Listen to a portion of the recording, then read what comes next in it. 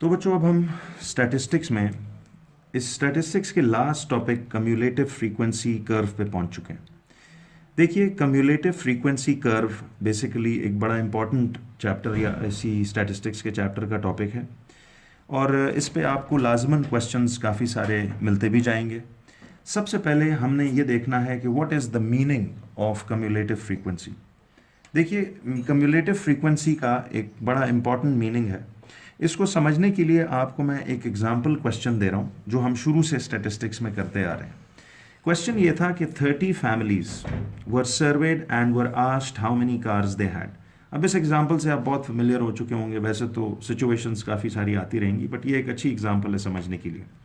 तो 30 families were surveyed and were asked how many cars they had. The results are shown in the table below.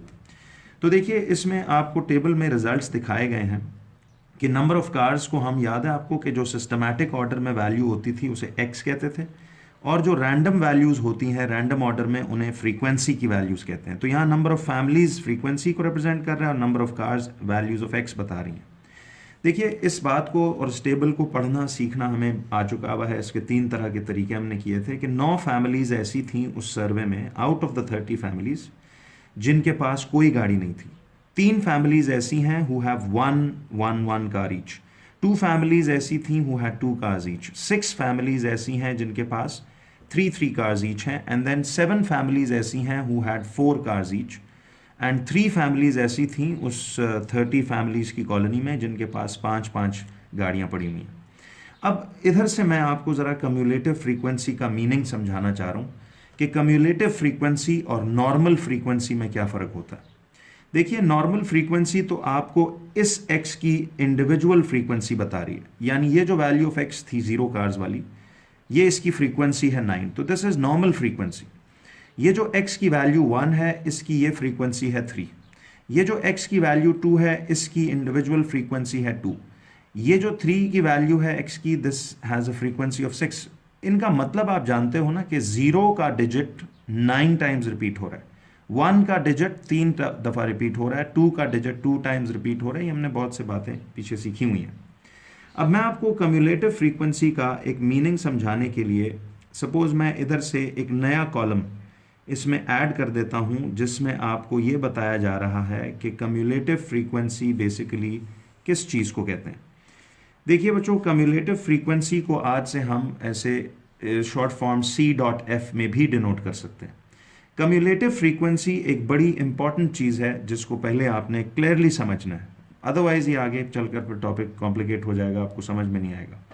देखिए, सबसे पहली बात आप ये देखिए कि कम्युलेटिव फ्रीक्वेंसी का मीनिंग अब हम इस टेबल से, और ये मैंने कुछ सेट ऑफ क्वेश्चंस आपके लिए पहले से लिख के रखे हुए हैं जिनसे हमें समझ में आएगा कि कम्युलेटिव फ्रीक्वेंसी का मीनिंग क्या है। देखिए, सबसे पहले मैं अगर आपसे ये पूछूं कि ये जो 30 फैमिलीज थी, आपको मैंने बताया था ना कि जो भी फिगर शुरू में क्वेश्चन में दिया होता है इसे हम ऐसे सिग्मा एफ बोलते हैं। ये सिग्मा एफ की वैल्यू है 30, यानी फैमिलीज जो टोटल थी। और आप वाकई में इधर से आकर देखें तो ये frequency 9 + 3 is 12, 12 + 2 is 14, 14 + 6 is 20, 20 + 7 is 27, 27 + 3 is 30। तो ये आपके पास वाकई में सिग्मा एफ जो है वो 30 ही आ रहा है। अब देखिए, आपसे मेरा पहला क्वेश्चन इधर ये था कि वो पूछता है कि हाउ मेनी फैमिलीज। अब मैं आपको इस टेबल से पूछना चाह रहा हूँ, आपने ज़रा मुझे सोचकर जवाब देना कि how many families had 0 cars and less than 0 cars. देखिए, अगर मैं आपसे इस टेबल के डाटा को, ये एक सर्वे हुआ था जिसमें हमने, आपको याद होगा कि वो रैंडम रिजल्ट्स कलेक्ट किए थे, फिर उसमें हमने देखा था कि 0 का फिगर कितनी दफ़ा रिपीट हुआ, 1 कितनी दफ़ा, और वो वाला तरीका। अब आपको जैसे बताया गया था कि देखिए, अब इस सवाल का आप जवाब सोचिए कि how many families had 0 cars and less than 0 cars. ज़रा गौर कीजिए, 0 कार्स वाली नंबर ऑफ कार्स 0 जो हैं वो कितनी फैमिलीज के पास थी, 9, और 0 से लेस कार्स तो हो ही नहीं सकती इसमें। तो 0 ज़ाहिर है लोएस्ट फिगर है। तो मैं वैसे आपसे पूछ रहा हूँ ज़रा एक बात कि कितनी फैमिलीज के पास 0 गाड़ियाँ हैं या 0 से कम गाड़ियाँ हैं। तो आप इधर से देख के बताएंगे कि जी ये 9 ऐसी फैमिलीज थी जिनके पास 0 गाड़ियां हैं या 0 से कम। अब 0 गाड़ियों वाली तो 9 फैमिलीज हैं और 0 से कम तो कोई फैमिली है ही नहीं। तो इसका मतलब है टोटल 9 ऐसी फैमिलीज थी जिनके पास 0 कार्स या लेस देन 0 कार्स हैं। तो अब इसी तरह आगे देखिए कि how many families had one car और लेस देन वन कार, यानी कितनी फैमिलीज ऐसी हैं। अब जरा ये ध्यान से देखिए, गौर कीजिएगा कि कितनी फैमिलीज हैं जिनके पास एक गाड़ी थी। तो एक गाड़ी वाली तो तीन फैमिलीज ये हो गई, तीन फैमिलीज ये थी। और लेस देन वन कार कितनी गाड़ियां होती हैं, तो लेस देन वन कार यानी जीरो कार्स वाले भी 9 फैमिलीज, इनकी भी वो बात कर रहे हैं। तो कितनी फैमिलीज टोटल ऐसी हुई जिनके पास एक गाड़ी या एक से कम गाड़ी है। तो देखिए एक गाड़ी वाली तो तीन फैमिलीज ये हो गई, और तीन फैमिलीज ये हो गई, और एक से कम गाड़ियां यानी जीरो गाड़ियों वाली 9 फैमिलीज ये हो गई। तो 3 + 9 यानी टोटल आपके पास कितनी फैमिलीज आ गई, 12 फैमिलीज आ गई। लाइकवाइज बच्चों, अगर आप इस अगले सवाल पे देखें कि how many families had 2 cars and less than 2 cars, गौर कीजिए कितने खानदान ऐसे हैं जिनके पास 2 गाड़ियां। पहले तो how many families had 2 cars को देखिए, 2 कार्स वाली 2 फैमिलीज तो ये हो गई, ठीक है जी। 2 कार्स वाली 2 फैमिलीज ये हो गई, और लेस देन 2 कार्स में तो ये 1 कार वाली 3 फैमिलीज भी और 0 कार्स वाली 9 फैमिलीज ये भी आएंगी। तो इसमें तो आप 2 कार्स और लेस देन 2 कार्स में तो 2 + 3 + 9 करेंगे, तो ये तो आपके पास कितना आ जाएगा, this will be C 2 + 3 is 5, 5 + 9 is 14। तो टोटल 14 फैमिलीज ऐसी हैं। देखिए 2 कार्स या 2 से लेस कार्स वाली टोटल 14 फैमिलीज हैं।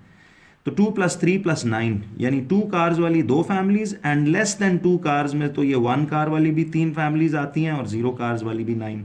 तो कुल मिला के 2 cars and less than 2 cars में ये टोटल 14 फैमिलीज अब तक आ रही हैं। इसी तरह देखिए अगर पूछा जाए how many families had 3 cars and less then 3 cars, तो कितने खानदान ऐसे हैं जिनके पास 3 गाड़ियां हैं या 3 से कम गाड़ियां हैं। तो 3 गाड़ियों वाली 6 फैमिलीज तो ये हो गई, 3 गाड़ियों वाली 6 फैमिलीज तो ये हो गई, और लेस देन 3 कार्स में ये सारे भी पिछले वाले आते हैं। तो आप ज़रा गौर से देखिएगा इसमें कि 3 गाड़ियों वाली 6 फैमिलीज हैं, एंड लेस देन 3 कार्स वाली पीछे ये जो 14 फैमिलीज थी। देखिए लेस देन 3 कार्स में 2 कार्स वाली 2 फैमिलीज, 1 कार वाली 3 फैमिलीज, 0 कार्स वाली 9 फैमिलीज, ये सारा कुछ ऐड होगा। तो आप 6 में पिछला ये जो 2, 6 + 2 + 3 एंड प्लस ये 9 आ जाएगा। तो ये टोटल आपके पास बन जाएगा सी 6 + 2 8, 8 + 3 11, 11 + 9 यानी 20 टोटल फैमिलीज थी जिनके पास 3 या 3 से कम गाड़ियाँ। तो देखिए 3 या 3 से कम गाड़ियाँ, वो 6 ये वाली एंड देन प्रीवियस ये टोटल, तो इधर तक 20 फैमिलीज ऐसी हैं हु हैव 3 कार्स और लेस देन 3 कार्स।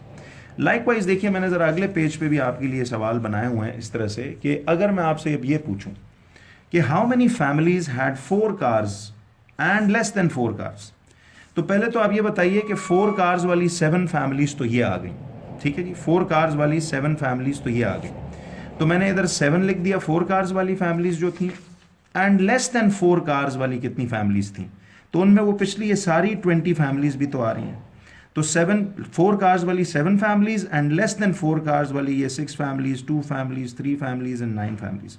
तो ये टोटल आपके पास आ गया, फिर पिछली फैमिलीज तक ज़ाहिर है 20 था, तो ये अब 27 फैमिलीज बनती हैं जिनके पास 4 गाड़ियाँ या 4 से कम गाड़ियाँ, ये टोटल 27 फैमिलीज बनती हैं, यानी इन सबको आपने ऐड अप कर दिया। इसी तरह अब अगर लास्ट क्वेश्चन आप देखिए कि how many families had 5 cars and less then 5 cars, तो देखिए अब कितने खानदान हैं जिनके पास 5 गाड़ियाँ, तो वो 3 खानदान ये हो गए, और लेस देन 5 कार्स में फिर ये सारे 7, 6, 2, 3 और 9 ये सारी पिछली फैमिलीज, तो 3 + 27 वुड बी 30 फैमिलीज वाला ऐसा एक सेटअप। तो सवाल ये था कि देखिए हमें उसने इस जगह से यूं करके अगर ऐसे दिया हुआ है, तो ये तो कम्युलेटिव फ्रीक्वेंसी का एक मीनिंग कुछ आपको समझ आ रहा होगा कि हमसे वो कम्युलेटिव फ्रीक्वेंसी का मतलब ये होता है कि इस x की जो गिवन वैल्यू है उसकी फ्रीक्वेंसी और उस x से लेसर वाले एक्सेस तमाम की टोटल फ्रीक्वेंसी को हम कम्युलेटिव फ्रीक्वेंसी कहते हैं। तो देखिए इसको ढूंढने का एक शॉर्टकट तो है, मैं आपको बताऊंगा। तो अब ज़रा इस पूरी बात को यहाँ से आप नोटिफाई कीजिए कि देखिए इस पूरी एक्टिविटी से हमने ये समझा कि cumulative frequency means the collective या total frequency of a given value of x and less than that x, यानी कम्युलेटिव का मतलब होता है कि आप बैक से पूरा कलेक्ट करके टोटल आप लेकर जा रहे हो फ्रीक्वेंसी का। तो देखिए जैसे हर एक केस में हम x की गिवन वैल्यू, फॉर एग्जांपल जब मैं आपसे पूछ रहा था कि how many had 3 cars and less then 3 cars, तो देखिए x की वैल्यू 3 की फ्रीक्वेंसी आप कर रहे थे एंड लेस देन 3 वालों की कर रहे थे ना, पिछले वाली। तो कम्युलेट का मतलब होता है पीछे से इकट्ठे करते हुए लेके आना, टोटल करते हुए लाते जाना, इसे कम्युलेट करना कहते हैं या इकट्ठा करना कहते हैं।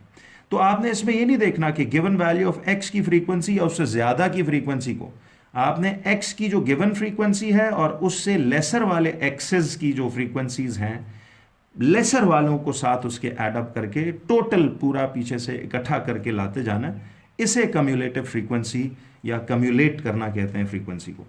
Now what is the shortcut to find the cumulative frequency या to fill up the cumulative frequency table? देखिए अभी एक बड़ा ज़बरदस्त सा शॉर्टकट है जो एग्जाम में आपको काम आएगा, कि जब भी आपको इस आम फ्रीक्वेंसी से कम्युलेटिव फ्रीक्वेंसी निकालनी हो, तो इसका टेक्निक एक बेसिक ये है कि देखिए सिंपली आप पहली फ्रीक्वेंसी को आप ऐसे ऐड अप डायरेक्ट लिख देंगे, 9 सपोज ये इसकी फ्रीक्वेंसी आ गई।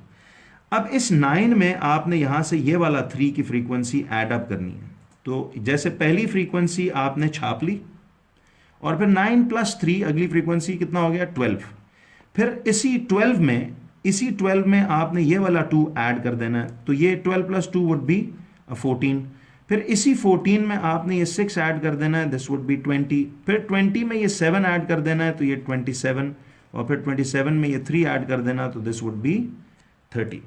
यानी टोटल आपके पास आखिर में 30 आ रही है कम्युलेटिव फ्रीक्वेंसी। देखिए मैंने आपको एक बात ज़रा इधर समझानी है कि कम्युलेटिव फ्रीक्वेंसी कॉलम की करेक्ट फिलिंग हुई है या नहीं, इसका एक छोटा सा कोड या तरीका है।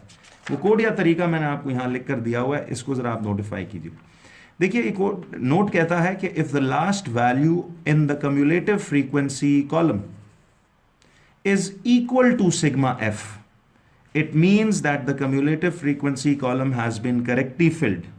ये मैं क्या कह रहा हूं, जरा दोबारा इधर देखिएगा कि देखो आप देख रहे हो कि मैंने पहली फ्रीक्वेंसी कॉपी की, 9 + 3 12, 12 + 2 14, 14 + 6 20, 20 + 7 27, 27 + 3 30। तो कैन यू ऑल सी कि ये जो कम्युलेटिव फ्रीक्वेंसी का नया खाना हमने खुद से डाला, इसकी जो last value of this frequency है, जरा गौर से देखिए, लास्ट कम्युलेटिव फ्रीक्वेंसी वैल्यू उतनी ही आ रही है जितना यहां सिग्मा एफ है। तो ये एक बड़ा इंपॉर्टेंट कोड है कि आपका ये लास्ट फ्रीक्वेंसी जब भी सिग्मा एफ जितनी हो, जैसे देखिए यहां सिग्मा एफ 30 फैमिलीज थी, तो अगर कम्युलेटिव फ्रीक्वेंसी की लास्ट वैल्यू सिग्मा एफ जितनी आए, तो इट मीन्स कि ये कम्युलेटिव फ्रीक्वेंसी की तमाम वैल्यूज आपने बिल्कुल सही फिल की हुई हैं। अब कैसे पता चले कि हमें, देखिए अब कई दफ़ा एग्जामिनर्स डायरेक्ट कम्युलेटिव फ्रीक्वेंसीज दे देते हैं, कई दफ़ा नॉर्मल फ्रीक्वेंसीज दे देते हैं। आपको फ़र्क कैसे पता चलेगा कि कम्युलेटिव, कि क्या ये वैल्यूज़ ऑफ फ्रीक्वेंसीज आम फ्रीक्वेंसीज हैं या कम्युलेटिव? तो उसका टेक्निक ये है कि आप last value of the frequency table में देखें। अगर लास्ट वैल्यू जो है वो सिग्मा एफ जितनी हुई, अब देखिए यहाँ लास्ट वैल्यू 3 है, वो सिग्मा एफ जितनी नहीं है, तो फिर ये आम फ्रीक्वेंसीज है, ये नॉर्मल फ्रीक्वेंसीज है। लेकिन अगर आपको एक ऐसी फ्रीक्वेंसी की वैल्यूज दी हों जिसका लास्ट वैल्यू सिग्मा एफ जितना हुआ, जैसे ये 30 आ रहा है और सिग्मा एफ भी 30 है, तो इसका मतलब है ये तमाम फ्रीक्वेंसीज आम फ्रीक्वेंसीज नहीं है, ये कम्युलेटिव फ्रीक्वेंसीज हैं। तो ये एक बेसिक फर्क है कि आपको नॉर्मल फ्रीक्वेंसी की वैल्यूज दी हुई हैं या कम्युलेटिव फ्रीक्वेंसी की। लेकिन देखिए कम्युलेटिव फ्रीक्वेंसी आपने टेबल तब बनाना है जब सवाल कम्युलेटिव फ्रीक्वेंसी कर्व्स के बारे में हो, अदरवाइज आपको फिर ये काम नहीं करना। तो आपने एक चीज़ तो ये अब तक समझ ली जो हमने देखी, ठीक है जी। अब ज़रा एक छोटी सी बात आप और देखिए कि आप जब ये कम्युलेटिव फ्रीक्वेंसी की कर्व बनाएंगे, तो इस कम्युलेटिव फ्रीक्वेंसी की कर्व का एक रफ सा स्केच ऐसा होता है कि आप इसमें वाई एक्सिस पे हमेशा कम्युलेटिव फ्रीक्वेंसी की वैल्यूज़ प्लॉट करते हो, क्योंकि कम्युलेटिव फ्रीक्वेंसी कर्व है, और इधर एक्स की जो भी वैल्यूज़ होंगी वो यहाँ प्लॉट होंगी एक्स एक्सिस पर, और कम्युलेटिव फ्रीक्वेंसी याद रखिए वाई एक्सिस पे प्लॉट होगी जब भी कम्युलेटिव फ्रीक्वेंसी की कर्व बनवाएगा। और इसका शक्ल हमेशा याद रखिए ऐसा ना, एक स्नेक लाइक, इसे मैं कहता होता हूँ एक स्नेक लाइक डिज़ाइन है, ऐसा कर्व की शक्ल नॉर्मली बना करेगी आपकी कम्युलेटिव जब वैल्यूज़ आप ग्राफ पे प्लॉट कर लेंगे। और एक निशानी याद रखिएगा कि इसकी जो टॉप मोस्ट आखिरी वैल्यू होगी फ्रीक्वेंसी की, अगर आप इसे ग्राफ पे देखेंगे तो ये वैल्यू वही होगी जो उस डाटा का सिग्मा एफ था। जैसे इस क्वेश्चन में हमारे डाटा का सिग्मा एफ वॉज 30 फैमिलीज, तो यहाँ पे आप जब इस सारे डाटा की कर्व बनाओगे तो ये फ्रीक्वेंसी की लास्ट वैल्यू सिग्मा एफ जितनी ही हुआ करेगी। तो ये आपने ज़रा जहन में रखनी है, कुछ बेसिक कम्युलेटिव फ्रीक्वेंसी के बारे में डिटेल्स।